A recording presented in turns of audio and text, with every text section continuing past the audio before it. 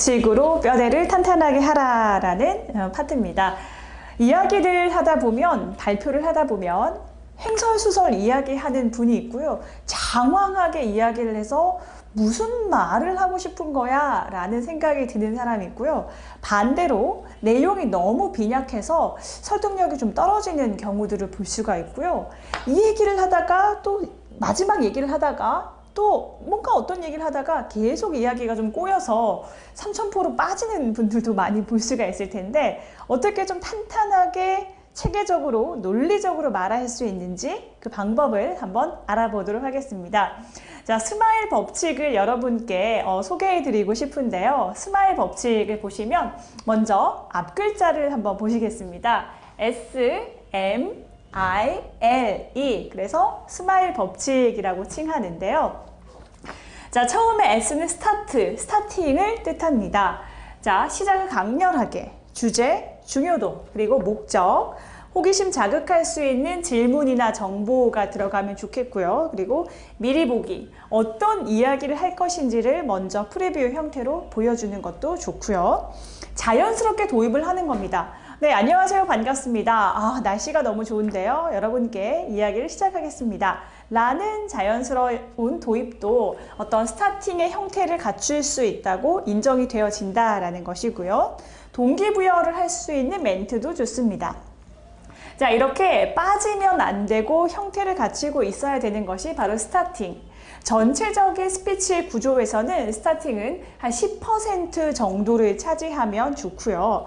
자, 그리고 나서 메인 컨텐츠를 한번 볼 텐데요. 메인 컨텐츠는 내가 하고자 하는 말입니다. 이 이야기를 하고 있는 이유이기도 하고요. 전달하고자 하는 메시지가 된다라는 거죠. 자, 핵심 메시지, 주제가 될 텐데요.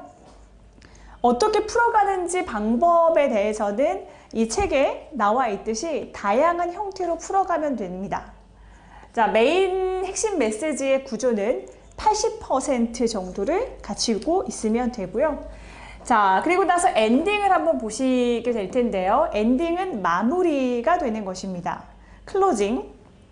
주제가 다시 한번 나와줘도 좋고요. 결론, 그리고 정리, 명언을 인용해도 좋습니다. 그리고 나서 메시지를 줄 수 있는 클로징, 거기에다가 감동으로까지 이어질 수 있다라면 굉장히 좋은 클로징이 될 수가 있겠죠. 자, 마지막 엔딩은 10%, 동일하게 서론과 결론은 10%의 비중으로 구성되면 좋은 스피치의 구성이라고 할 수가 있겠습니다.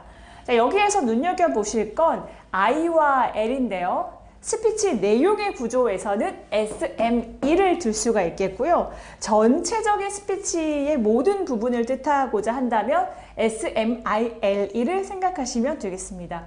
자, I는 일러스트레이트라고 해서 생생하게 표현할 수 있는 음성적인 요소, 목소리를 뜻하는 것인데요. 그래서 발성, 발음, 표현력, 톤, 모든 말로 하는 어떤 목소리의 전달력을 나타내는 것이 바로 일러스트레이트입니다. 그리고 나서 리드를 한번 보시게 되면 전체적으로 스피치를 할 때 어떤 자세로, 내가 어떤 표정으로, 어떤 시선 처리로 이야기를 끌어나갈 것인가 하는 제스처에 해당하는 부분이라고 생각하시면 되겠습니다. 비언어 커뮤니케이션을 총칭할 수 있는 리드인 것이죠. 자, 그래서 스피치의 내용의 어떤 구성, 그리고 목소리의 구조, 그리고 어떤 비언어 커뮤니케이션의 완성도, 전체적인 모든 요소들이 갖춰져야지만 완벽한, 완성도 높은 그런 스피치가 가능하다라는 것을 여러분께 나타내고 있습니다. 네, 스마일 법칙 구조화를 조금 더 살펴보신다면, 일단은 서론에 관련된 분량은 제가 10% 정도라고 말씀을 드렸고요. 그리고 본론은 80%, 그리고 결론도 10% 정도의 분량으로 구성하면 좋다라고 말씀을 드렸습니다. 그래서 이야기의 분량으로 보자면 이런 다이아몬드 형태, 마름모 형태를 띠고 있는데요. 어떤 분들은 서론이 너무 길어지는 경우들이 있습니다. 너무너무 서론이 길어서 본론을 듣기 전부터 지치게 되는 사람들의 이야기 구조를 보면 이렇게 역삼각형 형태를 띠고 있어요. 서론의 내용이 너무 많은 것이죠. 자, 그리고 어떤 분들은 결론이 너무너무 지루하게 깁니다. 그런 분의 스피치 구조를 보시면 이렇게 세모의 형태를 띠고 있는 경우들을 많이 볼 수 있고요. 정작 중요한 본론이 빈약한 경우를 보면 이렇게 서론은 많은데 본론이 좀 부족하고 결론은 이렇게 많은 경우에 이야기 구조를 띠고 있습니다. 가장 좋은 이야기의 어떤 구성은요, 이렇게 다이아몬드 형태라는 걸 기억하시면 도움이 되겠습니다. 거기에다가 본론을 구성할 때는 여러 가지 스피치 기법들이 있지만 책에도 나와 있는데요. 참고하시면 될 것 같고요. 자, 키워드 3가지를 넣는 것인데요. 스마일 매직 3 법칙입니다. 그래서 키워드 3가지. 예를 들면 어제, 오늘, 내일, 그리고 과거, 현재, 미래, 아침, 점심, 저녁. 사람들은 많은 메시지를 전달받게 되면 복잡하고 어렵다고 생각을 하는데요. 많은 메시지도 분류를 해서 3가지로 이야기를 하면 그 3가지에 대한 기억은 오랫동안 각인될 수 있다라고 합니다. 그렇기 때문에 3가지를 넘지 않는 선에서 이야기를 구성해서 발표를 하시는 것이 도움이 될 것입니다. 자, 그리고 나서 스마일 박스를 한번 봐주시게 되면요. 스마일 법칙이 조금 더 업그레이드된 버전이라고 보시면 될 텐데요. 이 박스 모양이 웃고 있는 입 모양 같다고 해서 스마일 박스라고 칭합니다.